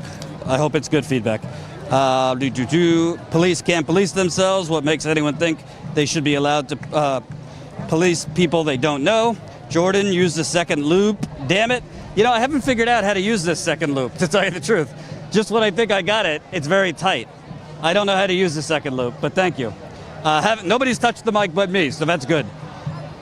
Police reform bill, remove military weapons. By the way, as on the local level, they're trying to cut $1 billion from police, Bernie Sanders just introduced a 10% cut to the military budget. With Trump and McConnell in charge, that's probably as likely as me, running the New York City Marathon. And the Democrats have no interest really in cutting the military either. But at least the discussion is out there. It's kind of like Medicare for all. You got to first just get it out there, popularize it, raise awareness, organizing for it. So hopefully the cutting the police budget, yes, I don't agree that 10% is enough. But hey, let's start with 10%, get something cut, and go from there. So I think that's pretty much it from out here. Let's see. 300 viewers, so that's exciting. Definitely.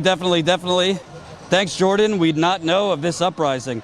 Yeah, we're here to cover these types of things that very few others are covering. So right now they're starting their march. I think they're trying to go over the Brooklyn Bridge.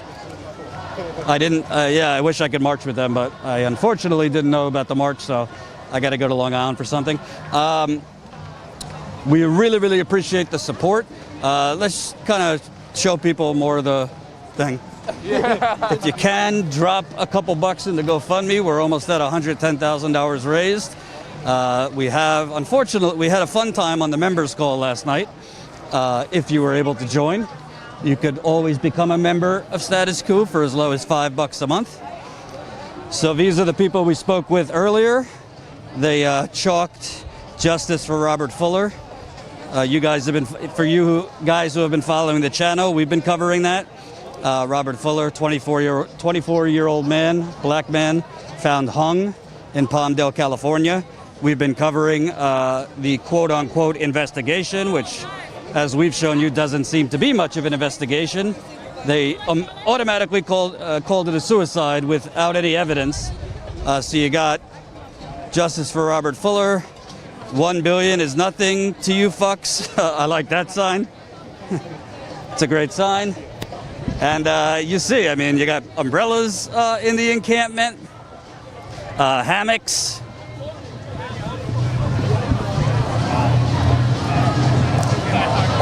I see a sign for Black Trans Lives Matter.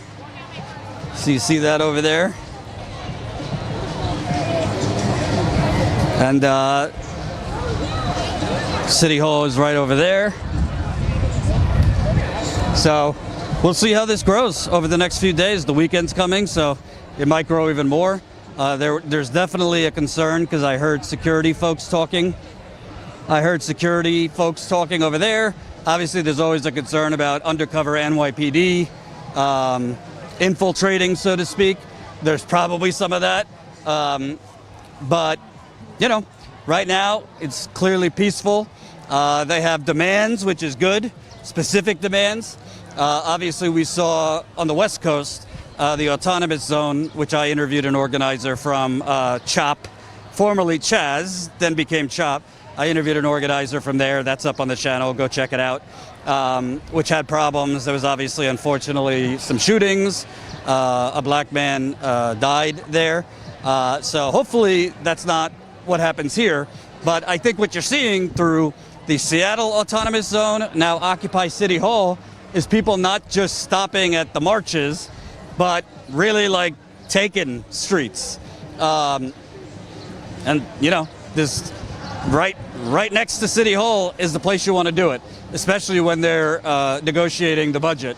And as Bill de Blasio, somebody was mentioning it, he's talking about cutting social services, schooling, food programs because of COVID and this and that. Well, I say first cut the police department, and you could start with the police department and then work your way towards the other bloated budgets. And by the way, subsidies and tax breaks for corporations in this city. But I would start $1 billion. I might, if it were me, I might have gone more than that. But whatever, $1 billion would be a start. $6 billion budget is obscene for any police department, much less the New York City Police Department. And that $6 billion is not as much a police department as creating an occupying force, which is what a lot of the people spoke of up there. So Thank you for watching. If you haven't subscribed to the channel, subscribe so we could, get this out to more people. Chip in if you can to GoFundMe. Become a member if you can, as low as $5 a month at statuscoup.com/join. I have a strong feeling we'll be back here. It was great to show you these speeches. We'll cut them up.